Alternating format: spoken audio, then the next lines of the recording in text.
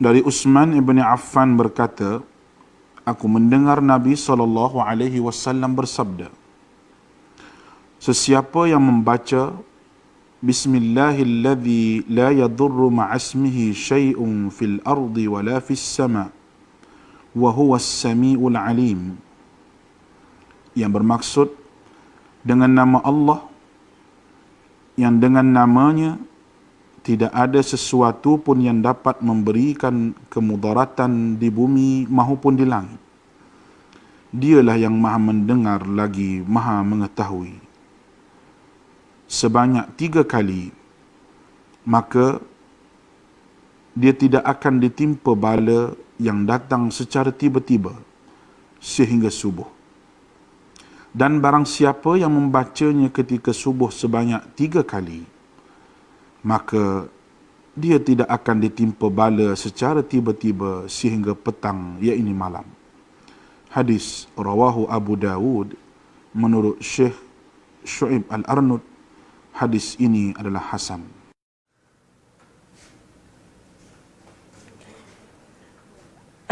Bismillahirrahmanirrahim. Assalamualaikum warahmatullahi wabarakatuh dan salam sejahtera. Bertemu kita semula dalam slot tuition online Perlis Mengaji untuk mata pelajaran sejarah SPM. Cikgu Puan Suraya binti Abdul Rahim dari SMK Tengku Sulaiman Berseri Perlis akan meneruskan pengajaran pada hari ini. Jadi pada hari ini kita teruskan slot pembelajaran kita, masih berada dalam bab 7, iaitu tajuk yang akan cikgu fokus pada hari ini ialah Raja Berperlembagaan dan Kuasa Pemerintahan. Seperti yang pelajar ketahui, negara kita mengamalkan sistem demokrasi berparlimen. Jadi salah satu unsur dalam sistem demokrasi berparlimen ialah Raja Berperlembagaan dan Kuasa Pemerintahan. Okey, tajuk pertama kita pada hari ini ialah Raja Berperlembagaan. Apakah maksud Raja Berperlembagaan? Raja Berperlembagaan ialah sistem pemerintahan beraja mengikut peruntukan dalam perlembagaan Malaysia, iaitu sistem raja berperlembagaan ni dia berbeza dengan raja berkuasa mutlak. Kalau raja berkuasa mutlak, raja adalah ketua negara, raja adalah ketua kerajaan. Tapi dalam sistem raja berperlembagaan, raja adalah ketua negara. Manakala di negara kita, ketua kerajaan ialah Perdana Menteri. Sekarang ni, banyak negara mengamalkan raja berperlembagaan lebih daripada raja berkuasa mutlak. Raja berkuasa mutlak maksudnya kuasa penuh pemerintahan berada di tangan raja. Contohnya negara pada masa kini yang mengamalkan sistem raja berkuasa mutlak, contohnya ialah seperti negara Brunei dan juga negara Arab Saudi. Okey, jadi yang pertama yang pelajar pelajari hari ini ialah maksud sistem raja berperlembagaan, iaitu sistem pemerintahan beraja mengikut peruntukan dalam Perlembagaan Malaysia. Yang di-Pertuan Agong. Jawatan yang di-Pertuan Agong telah diwujudkan sejak tahun 1957, sejak negara kita merdeka. Yang di-Pertuan Agong adalah tonggak negara dan ketua utama negara. Yang di-Pertuan Agong adalah simbol keutuhan dan perpaduan rakyat di negara ini. Okey, apakah bidang kuasa yang di-Pertuan Agong? Yang di-Pertuan Agong bertindak berdasarkan Perlembagaan Malaysia. Baginda mesti mengikut Perlembagaan Malaysia dan mengikut nasihat Perdana Menteri. Semasa menjalankan tugas baginda tidak boleh bertindak sendirian. Baginda tidak boleh buat keputusan sendirian kecuali dalam perkara tertentu yang memerlukan budi bicara baginda untuk buat keputusan. Cara pemilihan yang di-Pertuan Agong. Yang di-Pertuan Agong dipilih daripada kalangan 9 orang raja-raja Melayu daripada 9 buah negeri Melayu secara bergilir-gilir. Pemilihan yang di-Pertuan Agong dibuat mengikut peruntukan dalam Perlembagaan Malaysia. Okey, Yang di-Pertuan Agong kita yang pertama berasal dari Negeri Sembilan. Dia ikut giliran dan dipilih dan yang di-Pertuan Agong akan bertugas selama 4 tahun. Kemudian 4 tahun kemudian lepas tu akan berlaku pula penggantian yang di-Pertuan Agong. Okey, ini dia senarai yang di-Pertuan Agong. Yang di-Pertuan Agong yang pertama dari Negeri Sembilan, yang kedua dari Negeri Selangor, yang ketiga dari Negeri Perlis iaitu Tuanku Syed Putra, yang keempat dari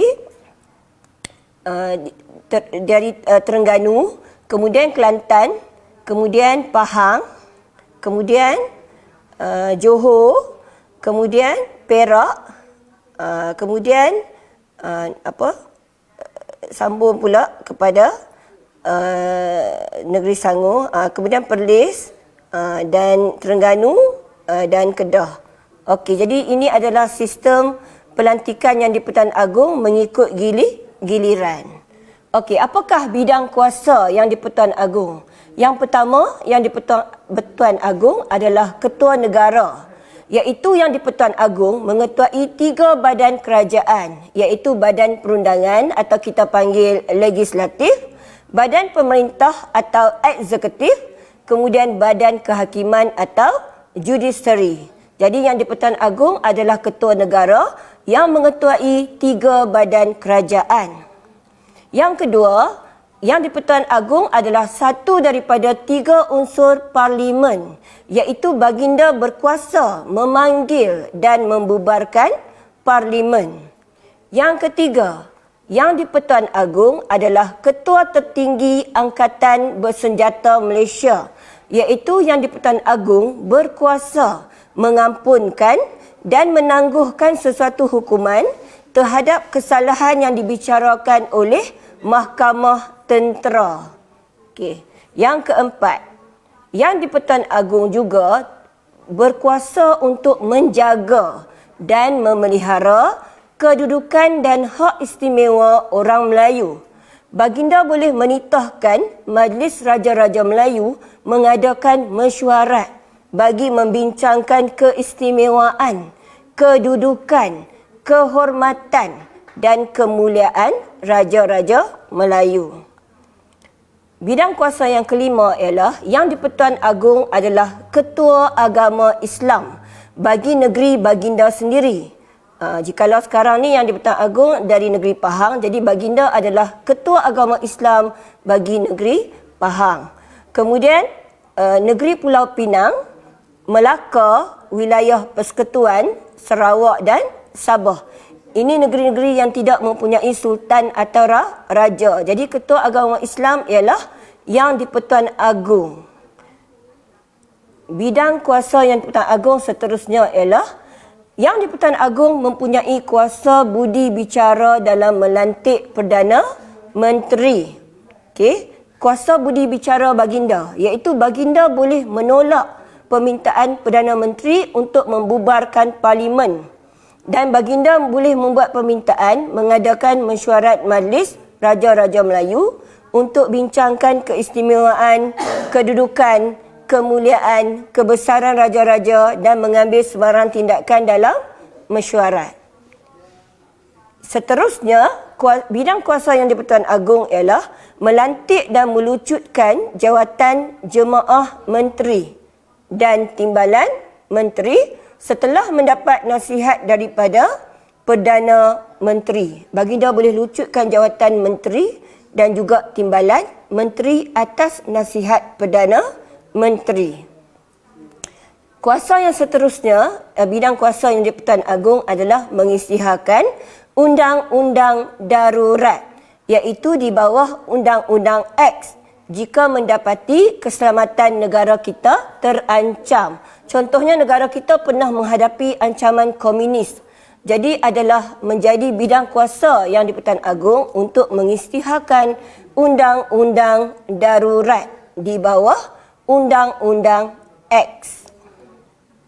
Okey, seterusnya yang di-Pertuan Agong juga berkuasa melantik pengerusi dan 3 orang ahli suruhanjaya pilihan raya Suruhanjaya Pilihan Raya tugasnya ialah menjalankan pilihan raya di negara kita. Jadi adalah tugas yang di-Pertuan Agong untuk melantik pengerusi dan 3 orang ahli Suruhanjaya Pilihan Raya. Yang di-Pertuan Agong juga melantik ahli perkhidmatan kehakiman. Kemudian yang di-Pertuan Agong melantik pengerusi dan timbalan pengerusi setiausaha perkhidmatan awam. Yang di-Pertuan Agong berkuasa melantik peguam negara dan ketua audit negara bagi persekutuan. Dan yang di-Pertuan Agong berkuasa mentauliahkan atau melantik duta-duta negara kita ke negara luar. Okey. Jadi itulah 9 bidang kuasa yang di-Pertuan Agong. Jadi untuk memudahkan pelajar mengingati, mari kita kuasai fakta sejarah dengan mendengar lagu fakta sejarah ini. Okey, mari kita sama-sama bersempena sambutan Hari Raya. Jadi lagu ni dia dibuat berdasarkan melodi lagu Hari Raya. Okey, sama-sama kita dengarkan.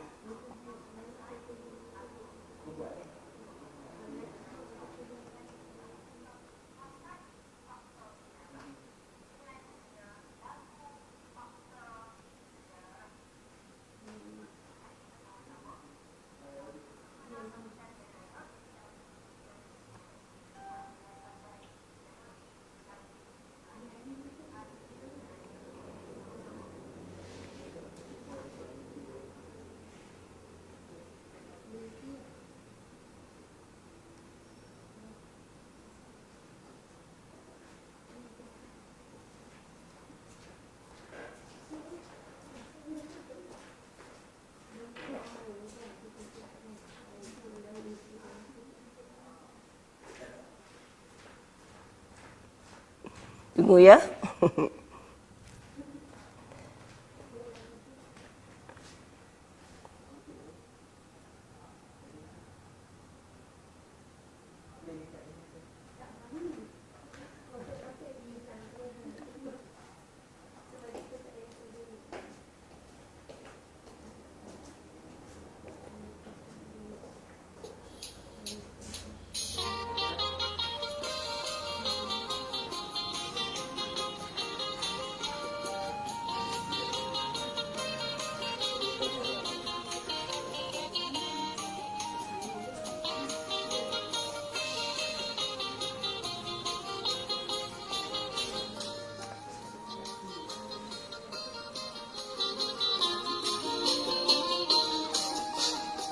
Agong merupakan raja berperlembagaan, bertindak berdasar perlembagaan Malaysia. Tidak boleh bertindak bersendirian kecuali perkara yang perlu budi bicara. Agong merupakan ketua negara. Okey, ketua negara. Boleh memanggil dan bubar parlimen. Ketua tertinggi angkatan bersenjata. Pelihara hak istimewa dan ketua agama Islam. Mempunyai kuasa budi bicara. Lantik Perdana Menteri. Wujud jawatan Jemaah Menteri atas nasihat Perdana Menteri. Agong Isytihar darurat. Lantik Suruhanjaya Pilihan Raya Kehakiman. Lantik dan Peguam Negara. Okey. Kalau pelajar dengari lagu sebentar tadi, dia adalah lagu mengenai bidang tugas yang di-Pertuan Agong, iaitu yang di-Pertuan Agong adalah ketua negara, boleh panggil dan bubar parlimen, ketua angkatan bersenjata di Malaysia, menjaga hak istimewa orang Melayu dan Bumiputera di Malaysia, ketua agama Islam, mempunyai kuasa budi bicara dalam bidang tertentu, melantik dan melucut jemaah menteri, mengisytiharkan undang-undang darurat dan melantik suruhanjaya seperti suruhanjaya pilihan raya, kehakiman dan juga mentauliahkan duta negara. Okey, jadi itu salah satu cara lah pelajar nak kuasai fakta sejarah melalui lagu Kuasai Fakta Sejarah. Okey, kita terus kepada latihan untuk hari ini, iaitu latihan yang berkaitan dengan Raja Berperlembagaan dalam soalan SPM Sebenar 2016. Malaysia mengamalkan sistem Raja Berperlembagaan. Antara berikut yang manakah berkaitan dengan hak yang di-Pertuan Agong berdasarkan sistem tersebut? 1. Bertindak atas nasihat Perdana Menteri. 2. Boleh menggunakan kuasa budi bicara. 3. Berkuasa penuh dalam hal kewangan negara. 4. Berhak membatalkan sesuatu undang-undang. Jadi seperti yang pelajar telah pelajari sebentar tadi, Yang di-Pertuan Agong boleh bertindak atas nasihat Perdana Menteri dan boleh menggunakan kuasa budi bicara. Jadi jawapannya ialah A, 1 dan 2. Soalan seterusnya SPM 2014. Pernyataan berikut berkaitan dengan perkara 153 dalam Perlembagaan Malaysia. Peranan yang di-Pertuan Agong dalam menjaga dan memelihara hak istimewa serta kedudukan orang Melayu dan Bumiputera Sabah dan Sarawak. Apakah hak istimewa orang Melayu dan Bumiputera yang dimaksudkan dalam pernyataan tersebut? Okey, apakah hak istimewa tersebut? A. Menjadi ahli Dewan Rakyat. B. Penerimaan pangkat kebesaran. C. Jawatan dalam perkhidmatan awam. D. Kebebasan menganuti mana-mana agama. Jadi sebenarnya hak istimewa orang Melayu ni dia lebih kepada bidang pendidikan dan ekonomi serta penglibatan mereka dalam perkhidmatan awam. Jadi jawapannya ialah C, jawatan dalam perkhidmatan awam. Soalan seterusnya, seorang pegawai tertinggi Angkatan Tentera telah dijatuhi hukuman. Siapakah yang berkuasa memberi pengampunan kepada pegawai tersebut? Jadi pelajar dah pelajari tadi tu kan. Kalau kuasa pengampunan kepada dalam Mahkamah Tentera ialah Yang di-Pertuan Agong. Jadi jawapannya ialah Yang di-Pertuan Agong. Soalan seterusnya SPM 2013. Apakah bidang kuasa Yang di-Pertuan Agong seperti yang termaktub dalam Perlembagaan Malaysia? A. Membubarkan Parlimen. B. Menggubal undang-undang. C. Memilih ahli Dewan Rakyat. D. Menetapkan tarikh pilihan raya. Jadi nampak jelas jawapannya kan? Membubarkan Parlimen. Memanggil dan membubar Parlimen. Soalan seterusnya X. Dewan Negara, Dewan Rakyat. Apakah X? Yang ni memang jelaslah. Jawapannya ialah Yang di-Pertuan Agong yang mengetuai Dewan Negara dan Dewan Rakyat. Ini komponen dalam Parlimen. Perlembagaan Malaysia menetapkan bidang kuasa Yang di-Pertuan Agong. Antara yang berikut, yang manakah bidang kuasa baginda? 1. Membubarkan Parlimen. Ya, betul, membubarkan Parlimen. 2. Mengisytiharkan darurat. Betul. Jadi jawapannya ialah 1 dan 2. A. Okey. Tamat tajuk Raja Berperlembagaan. Kita pergi pada tajuk yang kedua hari ini, iaitu kuasa pemerintahan. Jikalau cikgu tanya kepada pelajar-pelajar sekalian, siapakah yang memerintah, yang menjalankan pentadbiran negara Malaysia? Siapakah yang mentadbir negara Malaysia? Kebanyakan pelajar cikgu akan jawab Perdana Menteri. Ada yang jawab Yang di-Pertuan Agong. Sebenarnya tidak tepat. Sebenarnya yang menjalankan pentadbiran dalam negara kita ialah kuasa, kita panggil dia sebagai kuasa pemerintahan. Dan di Malaysia yang mengamalkan konsep negara demokrasi berparlimen, kita mengamalkan konsep pengasingan kuasa. Ada 3 badan yang terkandung dalam kuasa pemerintahan, iaitu Badan Perundangan, Badan Pelaksana dan Badan Kehakiman. Dan 3 badan ni terasing kuasanya. Tidak boleh masuk campur di antara satu sama lain.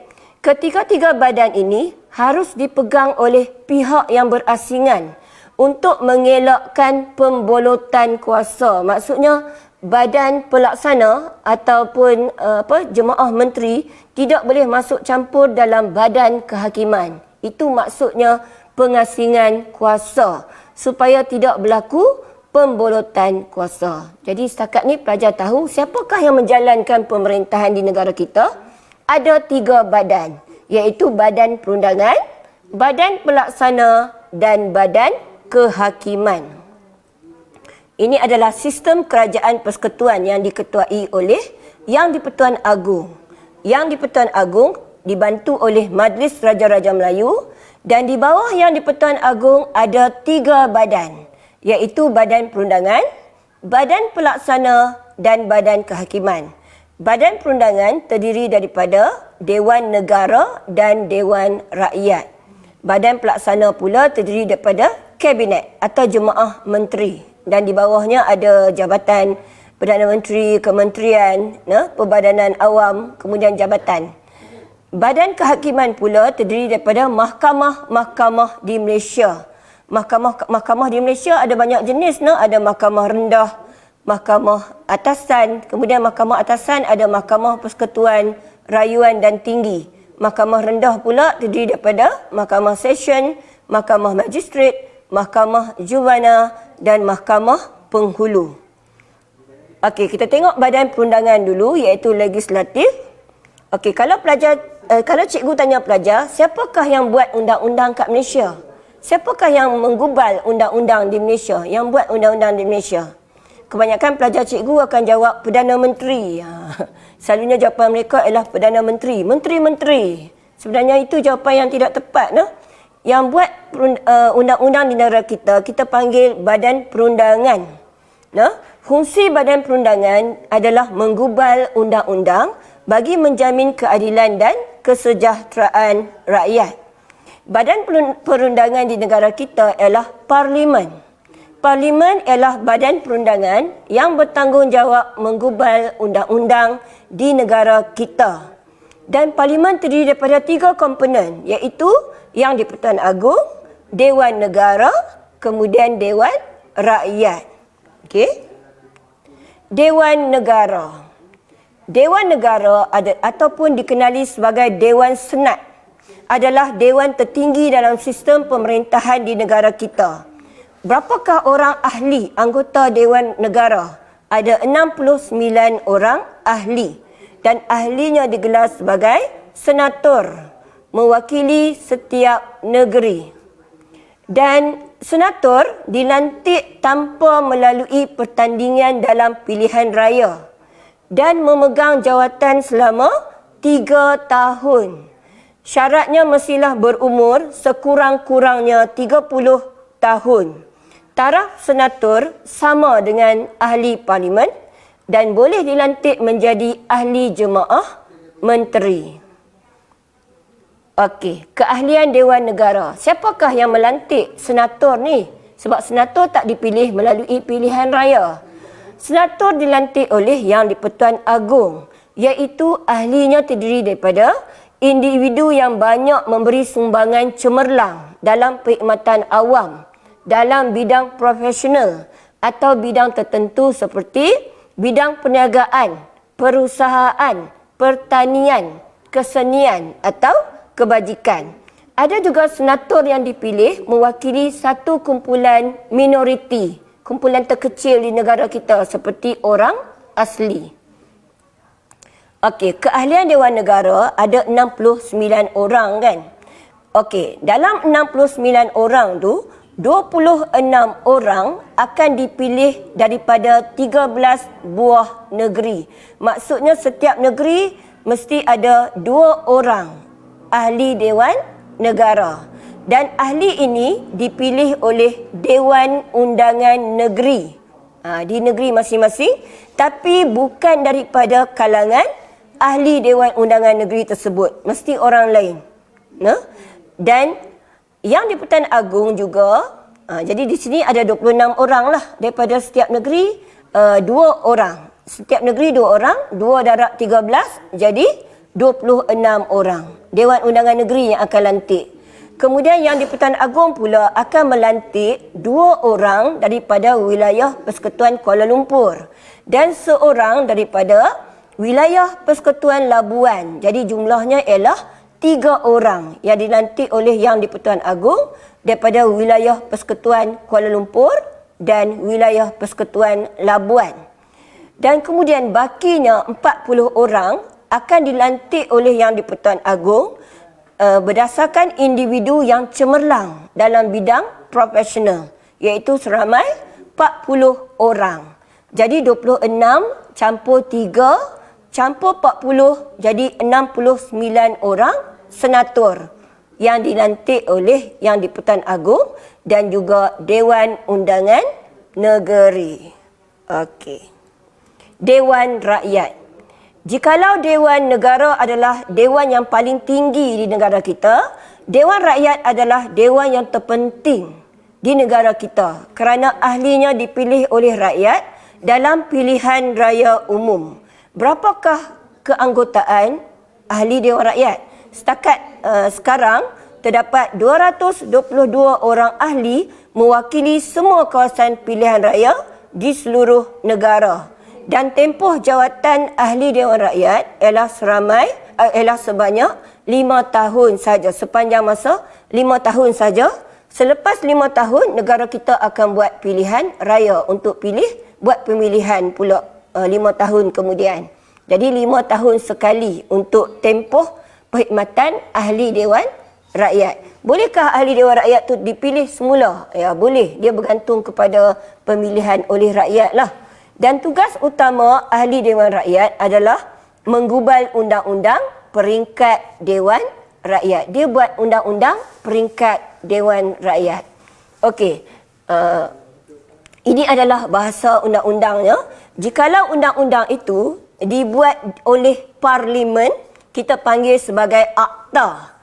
Jikalau undang-undang dibuat oleh Dewan Undangan Negeri, kita panggil dia sebagai enactment.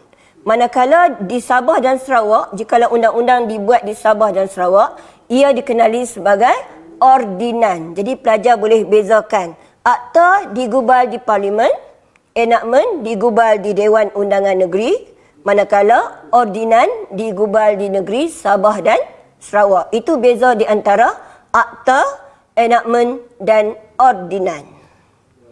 Okey, proses meluluskan undang-undang di Parlimen. Sebenarnya bukannya mudah untuk meluluskan ataupun menggubal undang-undang di Malaysia. Jikalau ikut langkah-langkah yang cikgu senaraikan di sini, ada 9 langkah untuk menggubal undang-undang di Parlimen.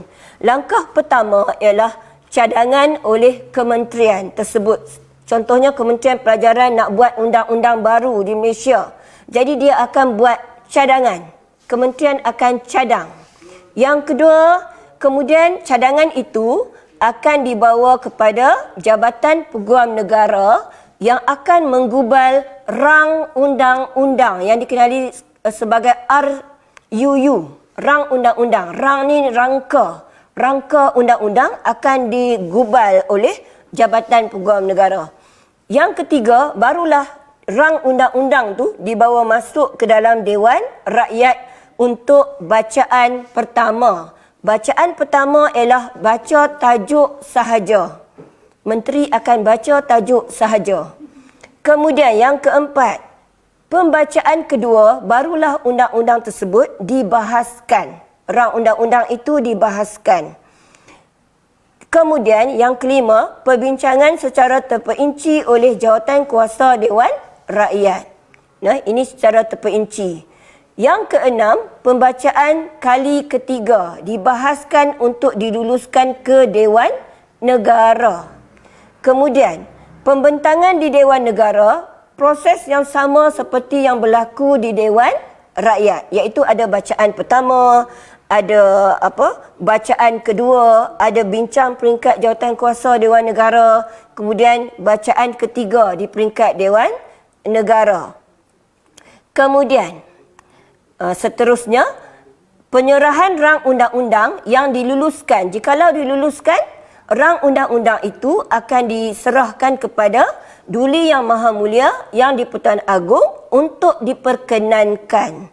Setelah Agung perkenan undang-undang tersebut, barulah pewartaan di dalam warta kerajaan, dihebohkan dalam warta kerajaan.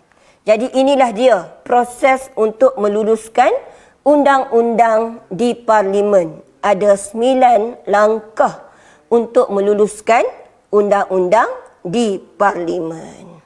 Okey. Itu dia. Jadi kita lihat soalan struktur untuk badan perundangan ni, iaitu soalannya, nyatakan komponen parlimen di negara kita 2 markah. Okey, contoh jawapan. Komponen parlimen, apakah komponen dia? Ahli dia. Iaitu jawapannya, calon ni bagi Yang di-Pertuan Agong, okey, 1 markah. Dewan Negara, kemudian Dewan Rakyat. Jadi calon ni dapat 2 markah maksima. Okey, jelaskan perbezaan Dewan Rakyat dan Dewan Negara. Pelajar tengoklah ruangan jawapannya garis panjang kan. Tidak ada 1 Roman, 2 Roman kan. Dia nak 4 markah. Jadi pelajar perlu bagi perbezaan Dewan Rakyat, Dewan Negara. Jadi ini contoh jawapannya. Dalam jawapan ni, calon ni menggunakan perkataan manakala untuk menunjukkan perbezaan. Perbezaannya ialah Dewan Rakyat ialah dewan terpenting di negara kita, manakala Dewan Negara ialah dewan tertinggi di negara kita. Jadi calon ni dapat 2 markah. Seterusnya, keahlian Dewan Rakyat dipilih oleh rakyat melalui pilihan raya. 1 markah lagi. Manakala keahlian Dewan Negara dilantik oleh Yang di-Pertuan Agong. 1 markah lagi. Jadi 4 markah. Selain itu, ahli Dewan Rakyat terdiri daripada 222 orang. 1 markah lagi. Manakala ahli Dewan Negara terdiri daripada 69 orang. Jadi calon ni telah dapat memberi 6 jawapan. Tetapi markah maksimanya ialah 4 markah sahaja. Jadi nampak tak cara nak menjawab soalan perbezaan? Cikgu cadangkan kalau pelajar nak jawab soalan perbezaan, pelajar gunakan perkataan manakala. Jadi nampak jelas perbezaan yang pelajar tunjukkan tu lah.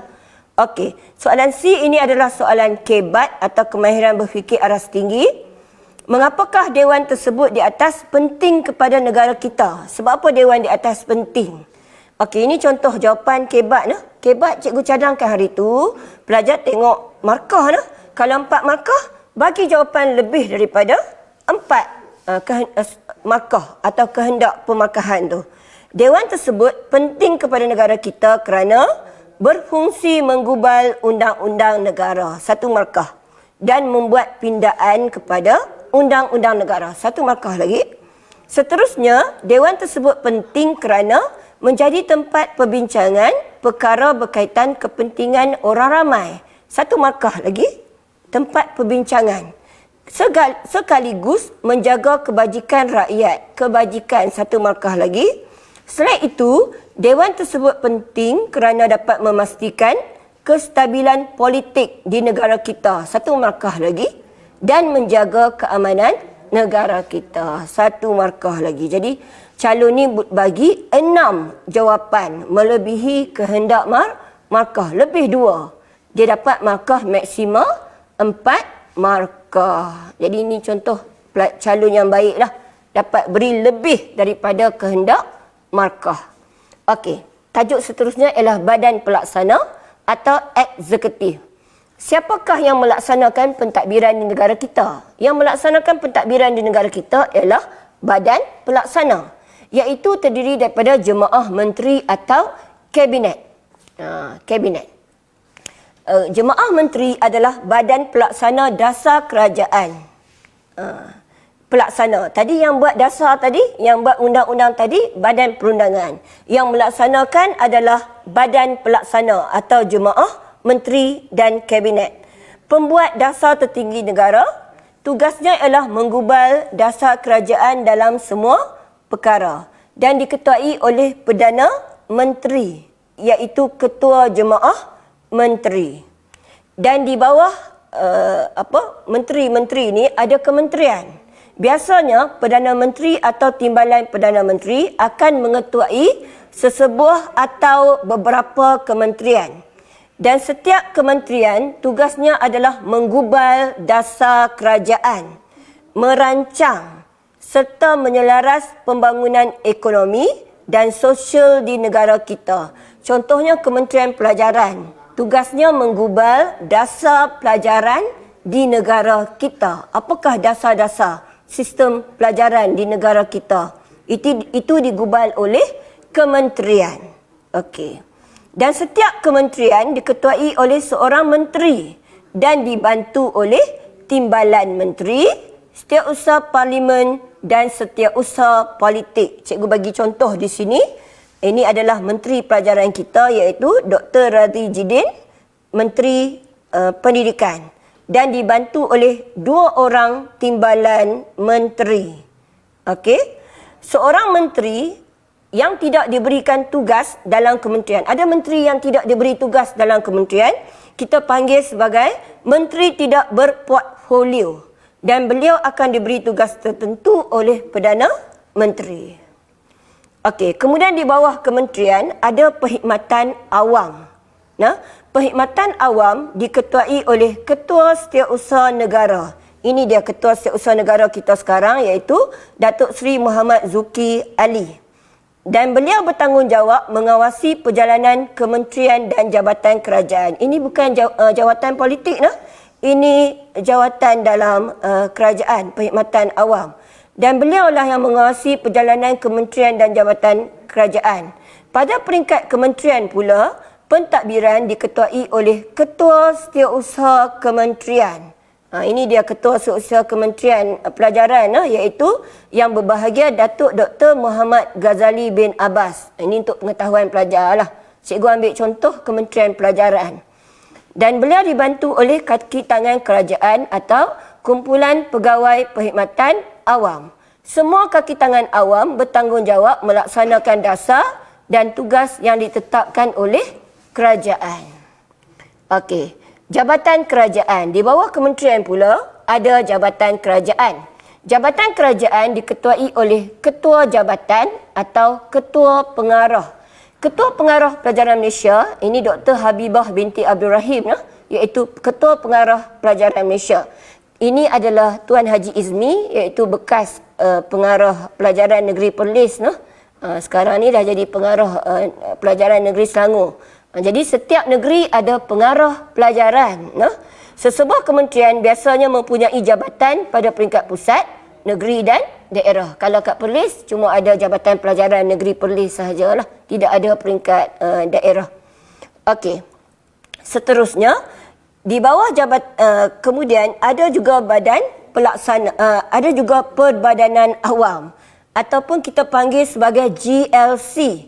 GLC adalah Government Link Companies, Perbadanan Awam. Apakah itu Perbadanan Awam? Perbadanan Awam ni dia separa kerajaan. Dia jalankan kegiatan berunsurkan perniagaan dan kerajaan ada saham dalam GLC ni. Government Link Companies. Government Link Companies ataupun Perbadanan Awam terbahagi kepada 2, iaitu badan berkanun dan badan tidak berkanun. Badan berkanun adalah badan separuh kerajaan yang mempunyai kuasa otonomi tertentu. Dan badan berkanun ni dia ada peruntukan kewangan dia tersendiri. Dia yang takbir kewangan dia. Dan ditadbir oleh sebuah lembaga pengarah yang bertanggungjawab kepada menteri berkenaan. Mempunyai pelbagai tugas dan tanggungjawab yang besar untuk mempercepatkan pentadbiran dan program pembangunan di bawah rancangan 5 tahun kerajaan. Contoh badan berkanun di negara kita adalah MARA. Kemudian SIRIM, itu di badan berkanun. Okay. Kemudian ada juga Suruhanjaya. Suruhanjaya telah ditubuhkan di negara kita untuk mengendalikan urusan pelantikan, kenaikan pangkat dan pemantauan disiplin kaki tangan perkhidmatan awam. Contoh Suruhanjaya di Malaysia ialah Suruhanjaya Perkhidmatan Awam, Suruhanjaya Perkhidmatan Pendidikan, Suruhanjaya Perkhidmatan Undang-Undang dan Kehakiman, Suruhanjaya Pasukan Polis dan Majlis Angkatan Tentera. Jadi tugas mereka adalah kendalikan urusan pelantikan, kenaikan pangkat, pantau disiplin kaki tangan, perkhidmatan awam. Okey, contoh latihan esei. Jelaskan tentang badan pelaksana. Ini soalan SPM ulangan 2016, 5 markah. Jawapannya, badan pelaksana terdiri daripada jemaah menteri atau kabinet yang melaksanakan dasar kerajaan, 2 markah.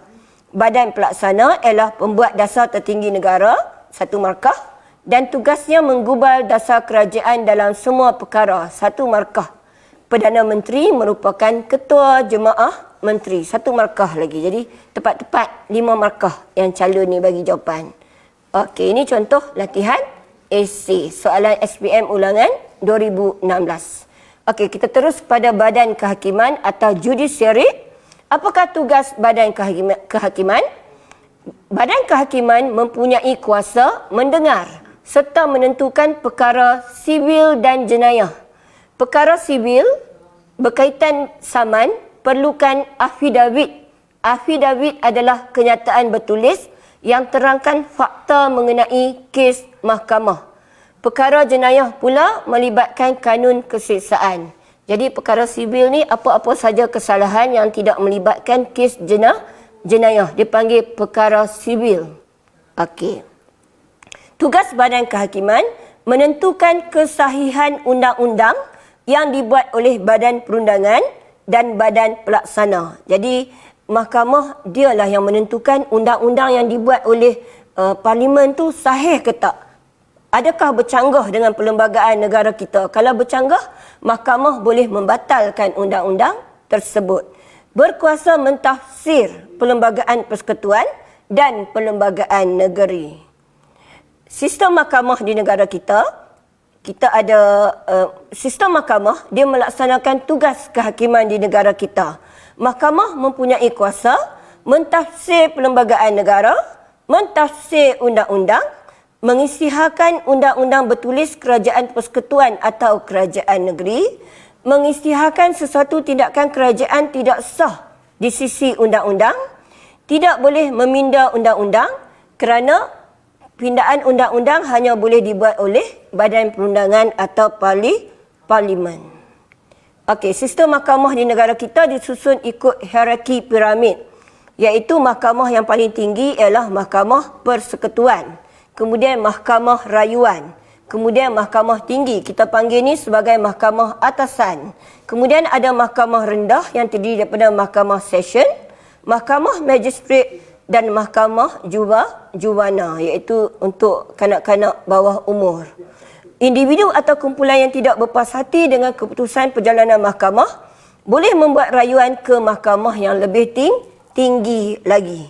Okey. Hakim. Semua hakim dilantik oleh Yang di-Pertuan Agong dengan nasihat Perdana Menteri. Urusan lantik, kenaikan pangkat, lucut jawatan hakim semuanya terletak di bawah kuasa Duli Yang Maha Mulia Seri Paduka Baginda Yang di-Pertuan Agong. Dan seorang hakim tidak boleh dipecat dengan sewenang-wenangnya tanpa sebarang sebab yang munasabah. Semua hakim dilantik oleh Yang di-Pertuan Agong dengan nasihat Perdana Menteri. Dan urusan lantik, naik pangkat, lucut jawatan semua di bawah kuasa Yang di-Pertuan Agong. Okey. Hakim tidak dibenarkan ambil bahagian dalam politik. Sebab apa hakim tak dibenarkan ambil bahagian dalam politik? Supaya hakim dilindungi daripada pengaruh politik untuk menjamin keadilan dan kesaksamaan undang-undang. Supaya hakim tu dalam buat keputusan dia tak terlibat dengan pengaruh mana-mana parti politik.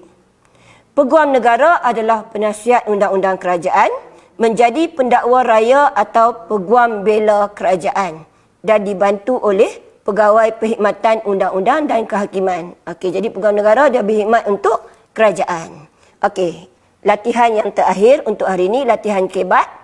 Bagaimanakah sistem pengasingan kuasa pemerintahan dapat memantapkan sistem pentadbiran negara kita?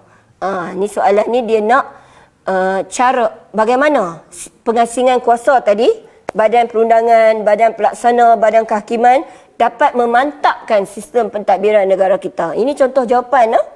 Sistem pengasingan kuasa dapat memantapkan sistem pentadbiran negara kita, iaitu Badan Perundangan, Pelaksanaan dan Kehakiman dipegang oleh pihak yang berasingan, satu markah, dan dapat mengelakkan pembolotan kuasa, satu markah. Di samping itu, pengasingan kuasa dapat mengelakkan pertindihan bidang kuasa, satu markah, iaitu pihak yang sama tidak terlibat dalam pengurusan, satu markah. Seterusnya, pengasingan kuasa eksekutif antara kerajaan persekutuan dengan kerajaan negeri akan dapat memudahkan pentadbiran kerajaan negeri, satu markah, asalkan tidak bercanggah dengan perlembagaan negara, satu markah.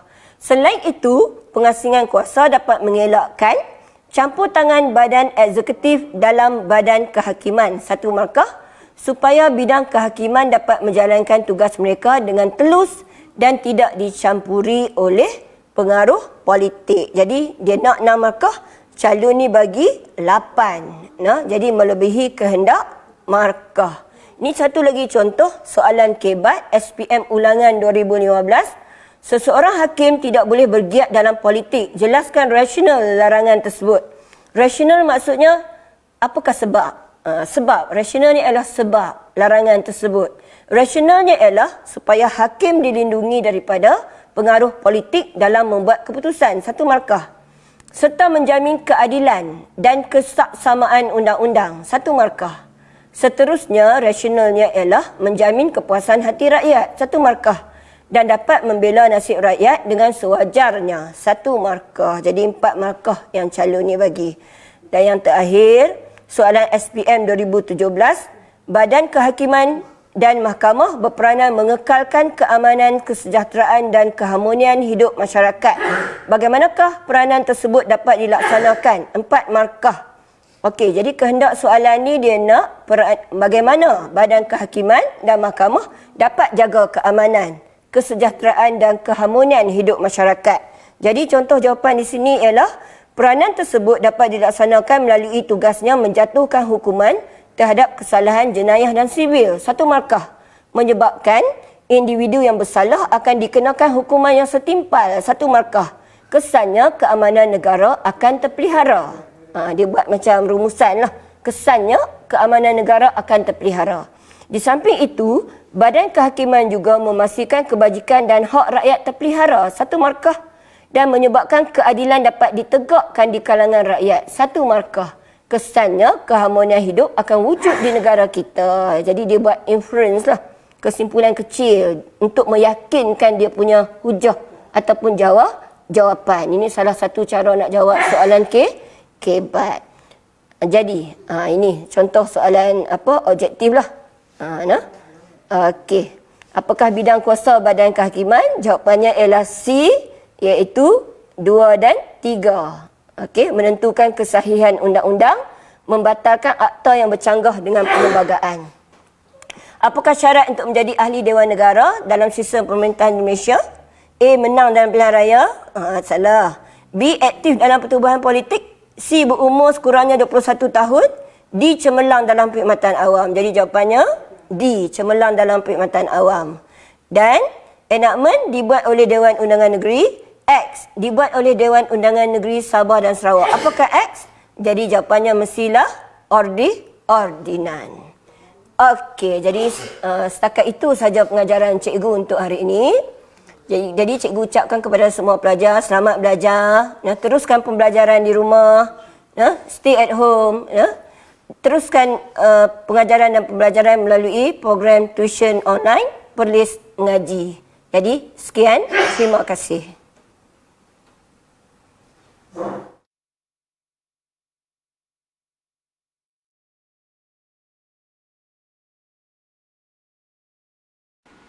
Daripada Anas bin Malik radhiyallahu anhu berkata, Nabi SAW pernah berdoa, Allahumma inni a'udzubika minal barasi wal jununi wal juzami wa min sayil asqam. Ya Allah, aku berlindung denganmu daripada penyakit sopak, penyakit gila, penyakit kusta dan penyakit-penyakit yang buruk. Hadis diriwayatkan oleh Al-Imam Abu Daud dengan sanad yang sahih.